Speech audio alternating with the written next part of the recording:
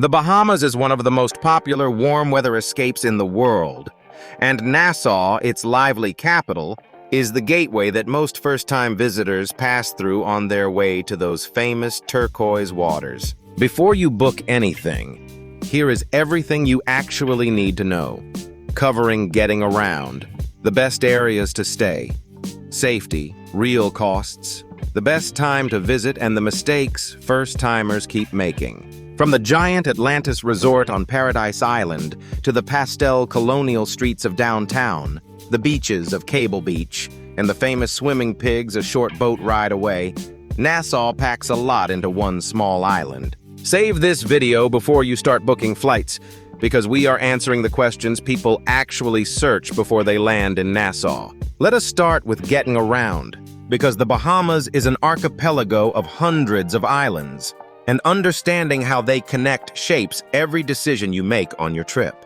Almost everyone arrives through Lynden Pindling International Airport on New Providence Island, about 10 miles west of downtown Nassau and the resorts of Paradise Island. There is no train or public rail from the airport, so your options are a taxi, a hotel transfer, or, for the budget-minded, one of the local buses known as jitneys. Taxi fares in Nassau are set by fixed government rates rather than a meter, running roughly $36 to downtown, $30 to Cable Beach, and around $45 to Paradise Island. Remember that the Paradise Island Bridge carries a small toll, and taxis often add a few dollars for extra passengers or luggage, so confirm the total price before you get in. The jitneys, those colorful private minibuses, are the cheap local way to move around New Providence, costing only $1 or $2, but you need exact change and they do not run late at night. One of the nicest ways to reach Paradise Island is the little ferry across Nassau Harbor, a short scenic ride of about 10 minutes for a few dollars each way. If you are staying at Atlantis, note that the resort runs its own free shuttle between its towers and buildings, so you rarely need a taxi once you are settled in. Downtown Nassau itself is compact and very walkable, with Bay Street, the Straw Market, and the forts all within an easy stroll of the cruise port and each other. Renting a car is possible, but usually unnecessary for a resort trip.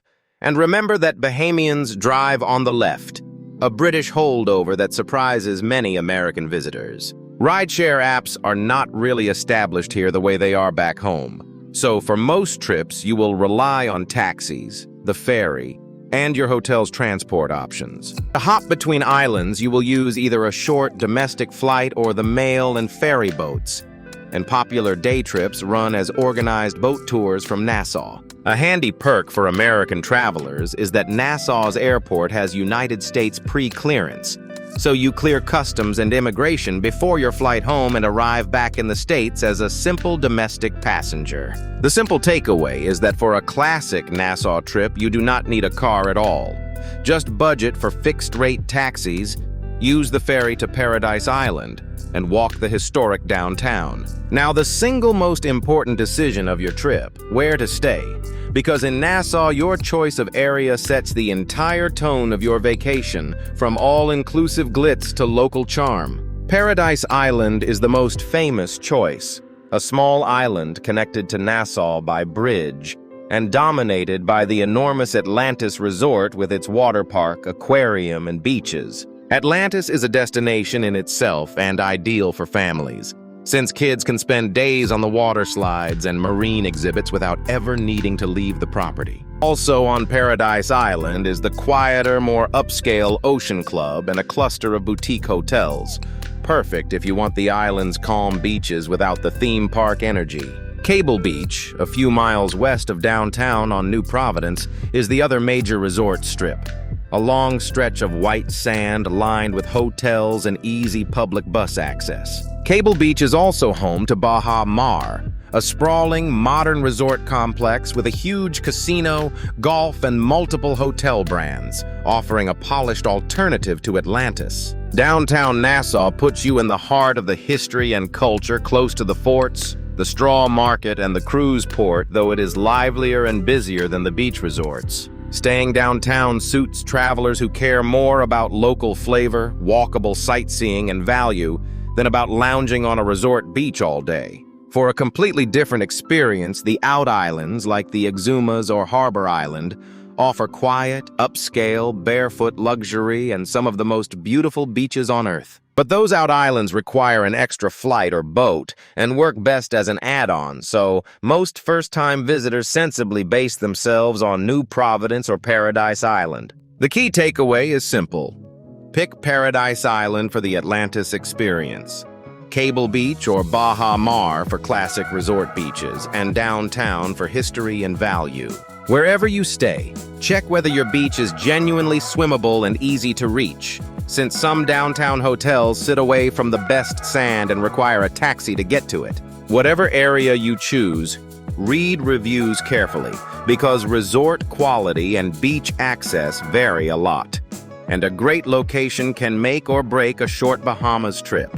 Now let us talk safety, honestly, because the Bahamas currently carries a United States travel advisory that sounds alarming but really needs context to understand properly. The country is at level 2, which simply means exercise increased caution, the same level as many popular European countries, and it does not tell you to avoid visiting. The reason for the advisory is crime concentrated in specific local neighborhoods of Nassau and Freeport, almost entirely away from where tourists actually spend their time. The area to avoid in particular is the so-called over-the-hill district, south of downtown, where most of the serious crime occurs and where visitors have no reason to go. The resort zones of Paradise Island, Cable Beach, and Baha are heavily patrolled by tourist police during the day and are very safe for ordinary visitors. The realistic risk for tourists is not violent crime. It is petty theft and pickpocketing, which happens most at the straw market, the cruise wharf, and along busy Bay Street. So use normal precautions, keep your valuables secure, do not flash cash or expensive jewelry, and stay aware in the crowded downtown shopping areas. One safety issue specific to the Bahamas is water sports, where poorly maintained or unregulated jet ski operators have caused injuries and disputes, so book through your resort. The same caution applies to any beach vendor pushing rides or excursions. Stick to reputable, insured tour operators recommended by your hotel rather than a random beach pitch. At night, do as you would in any city. Avoid walking alone through quiet or unlit areas, and take a taxi back to your hotel rather than wandering unfamiliar streets. Be cautious around swimming as well, because currents and boat traffic can be dangerous. So heed local flags and lifeguards and never swim far out alone. It is also worth saving your hotel's address and the local emergency number in your phone before you head out, and signing up for your embassy's free travel alerts. Handled with everyday common sense, the overwhelming majority of the millions who visit the Bahamas each year have a wonderful, trouble-free trip. Bottom line, respect the advisory by staying in the tourist zones and using licensed operators. And Nassau is a welcoming, easygoing place to visit. Let us talk money, because here is the honest truth. The Bahamas is not a cheap destination, and understanding where the costs hide helps you plan a realistic budget. Because nearly everything is imported to these islands, food, drinks, and hotels all cost noticeably more than they would on the United States mainland. Hotels are the biggest expense, with mid-range beach resorts often running $200 to $400 a night, and the premium Atlantis and Baha suites climbing far higher. Budget travelers can find simpler hotels in and around downtown Nassau from roughly $100 to $180, trading beachfront glamour for a lower nightly rate. Food adds up fast. A casual lunch runs $15 to $25, while a sit-down dinner with drinks at a resort easily reaches $60 or more per person. A money-saving tip is to eat where the locals do, especially the fish fry at Arawak Cay, where fresh conch and Bahamian dishes cost a fraction of resort prices. Getting around is manageable if you use the jitneys and the ferry, but fixed-rate taxis and the Paradise Island toll can quietly inflate your daily transport spending. The big activities are where budgets balloon: a swimming pig's day tour, an Atlantis day pass, or a snorkeling excursion can each run well over $100 per person. One important note on money. The Bahamian dollar is pegged 1-to-1 with the United States dollar, and American cash is accepted everywhere, so you do not need to exchange currency. Do factor in the 10% value-added tax and the customary gratuities, which are often added automatically to resort bills and can bump your final total noticeably. Also watch for mandatory resort fees and a departure tax that is usually bundled into your airfare, small extra charges that quietly add up and surprise travelers at checkout. For a rough estimate, a comfortable mid-range traveler should budget around $250 to $450 a day per person, including a resort, meals, and one activity. Budget-conscious travelers staying downtown and eating local can bring that down toward $150 a day, especially outside the busy winter high season. Now for the timing question that matters more in the Bahamas than in most destinations, because this is a place where the calendar is shaped by hurricane season. The best time to visit is the peak season from mid-December through mid-April, when the weather is warm and dry, with comfortable highs in the mid-70s to low 80s. That winter window brings low humidity, minimal rain, and the reliable sunshine that makes the water its most brilliant turquoise, which is exactly why it is also the most expensive time. Because it overlaps with the cold months up north, this high season draws big crowds and premium prices, so book your hotel and flights well in advance. The flip side is hurricane season, which officially runs from June through November, with the highest risk concentrated in the August through October stretch. That does not mean you cannot visit in summer. Many people do, enjoying hot weather, warm seas, and much lower prices, but you are taking a real weather gamble. If you travel during a hurricane season, watch the forecasts closely and seriously. Consider travel insurance that covers storm-related cancellations and disruptions. The shoulder months of late April, May, and early December are a sweet spot, offering warm weather, thinner crowds, and better value before or after the winter rush. If culture is a priority, try to time your visit around the Junkanoo parades on Boxing Day and New Year's, when Nassau's streets erupt in a dazzling explosion of costumes, color, and drums. Keep in mind that summer in Nassau is genuinely hot and humid, with frequent afternoon showers, so pack light clothing, sun protection, and a rain layer. Cruise ship schedules also affect your experience, since downtown Nassau and the straw market get packed on days when several big ships are in port at once. A smart move is to check the cruise calendar and plan your downtown sightseeing for a lighter day, saving the beach and resort for the busy port days. So aim for the winter dry season if the weather is your priority, or the shoulder months for value. And always keep an eye on the tropics if you come in summer. Now the fun part. The sights. Because beyond the beaches, Nassau has a surprising amount of history, culture, and attractions packed onto one small island. The headline attraction is Atlantis on Paradise Island, whose sprawling water park, marine habitats, and enormous aquarium draw visitors even if they are not staying there. You can buy a day pass to experience the Atlantis water slides and aquariums, though it is pricey, so weigh whether a full day there fits your budget and interests. In downtown Nassau, do not miss the Queen's Staircase, 65 steps carved by hand from solid limestone in the late 1700s, leading up toward Fort Finn Castle. Fort Finn Castle and the older Fort Charlotte give you cannons, dungeons, and sweeping views over the harbor, a quick and rewarding dose of the island's colonial and pirate history. The Pirates of Nassau Museum brings the city's swashbuckling past to life. A fun, family-friendly stop that explains why this harbor was once a notorious pirate haven. The bustling straw market on Bay Street is the place for souvenirs and local crafts.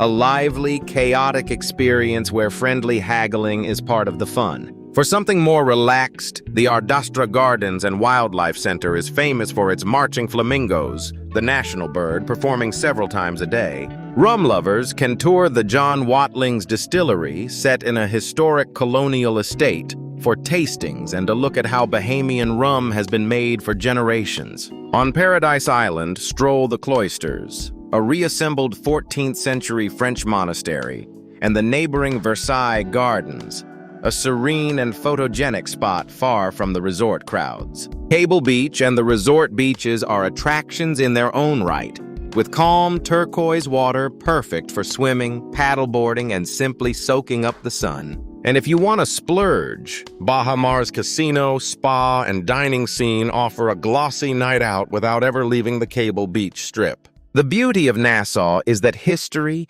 beaches, and big resort fun all sit within a short taxi ride, so even a few days can feel wonderfully full.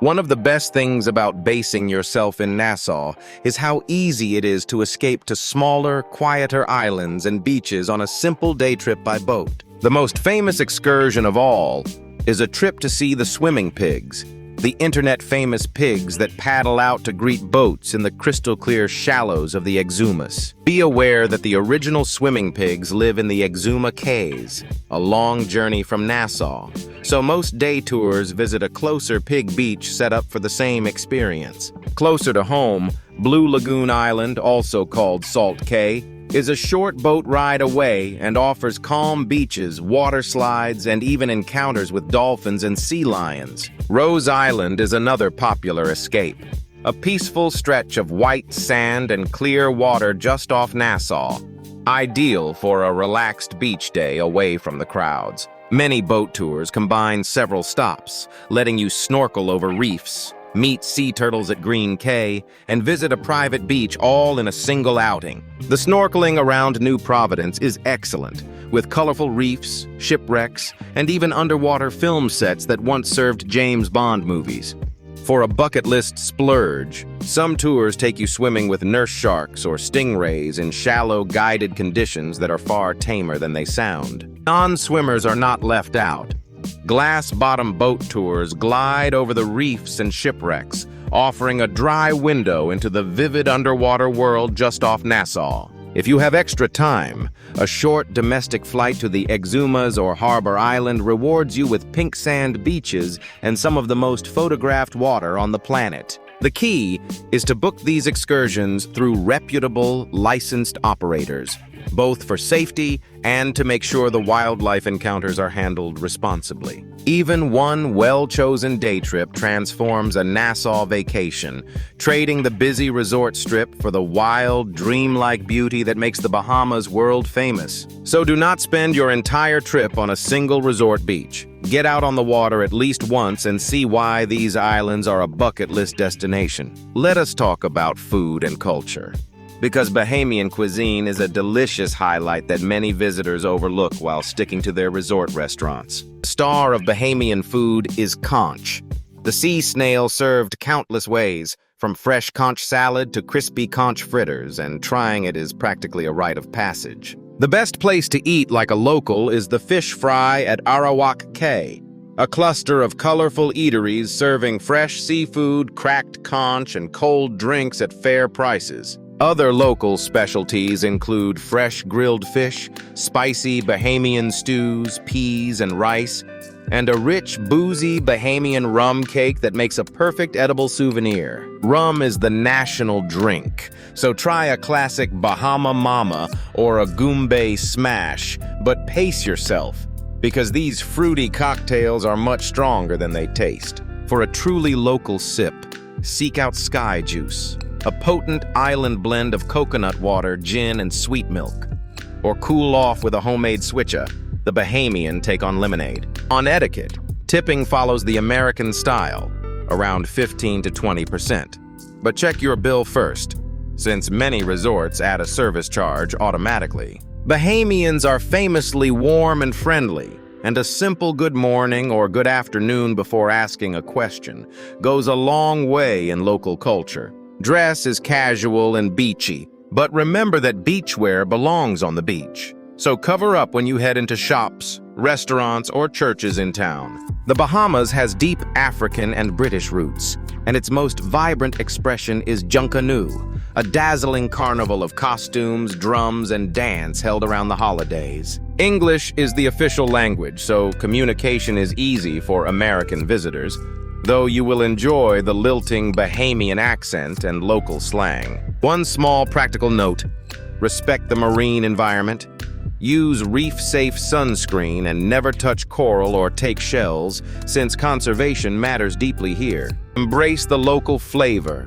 Swap one resort dinner for the fish fry. Sip a rum punch at sunset, and you will taste the real soul of the Bahamas. Before we wrap up, let us cover the common mistakes first-time visitors make, because avoiding these few pitfalls will make your Bahamas trip far smoother and more enjoyable. The biggest mistake is booking during peak hurricane season without travel insurance, then losing money when a storm disrupts flights or closes the resort. Another is assuming the Bahamas is a cheap Caribbean getaway, then getting sticker shock at resort restaurants. So budget realistically for the high cost of imported goods. Many visitors also never leave their resort, spending the whole trip on one beach and missing the swimming pigs, the fish fry, and the history of downtown Nassau. A costly error is renting a jet ski or booking a water sport from an unlicensed beach operator, which has led to injuries, scams, and disputes, so book through your hotel.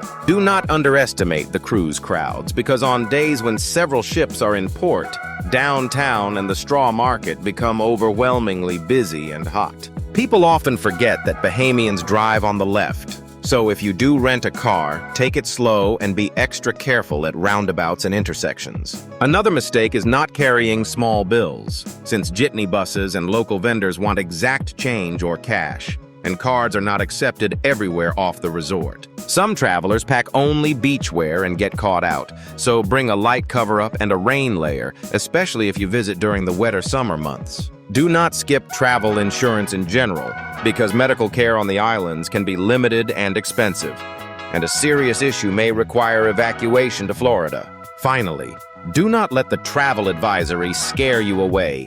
Just stay in the tourist zones, use licensed operators, and you will find Nassau relaxed and welcoming. Avoid these handful of mistakes. Ensure your trip, budget honestly, get off the resort, and you will experience the Bahamas the way it truly deserves. Get those basics right, and Nassau will reward you with unforgettable water, warm hospitality, and that unmistakable island feeling that keeps visitors coming back. So who is Nassau and the Bahamas really best for? The answer is a wide range of travelers, because few destinations combine easy access with such postcard beauty. It is ideal for families, thanks to Atlantis and its water park, calm beaches, and short flights from the United States that keep travel days easy with kids. It is perfect for a quick beach escape, since Nassau is just a short hop from Florida, making it one of the easiest tropical getaways for Americans. Couples will love the resort spas, sunset sails, and the romantic barefoot luxury waiting on the quieter out islands a short flight away. Cruise passengers get a convenient taste of the islands, while independent travelers can dig deeper into the food, history, and day trips beyond the port. Whoever you are, come with sunscreen, a sense of adventure, and a realistic budget, and Nassau will give you one of the easiest and most beautiful trips in the Caribbean. That is everything you need to know before visiting Nassau and the Bahamas in 2026, from choosing the right beach to timing your trip around hurricane season. Which part of the trip are you most excited for? Atlantis, the beaches, or the swimming pigs? Tell us in the comments below. If this guide helped you plan your trip, please like and subscribe for more honest, in-depth travel guides from our small channel. Thank you for watching, and aloha from Kahana Designs. Until next time, safe travels and sweet dreams.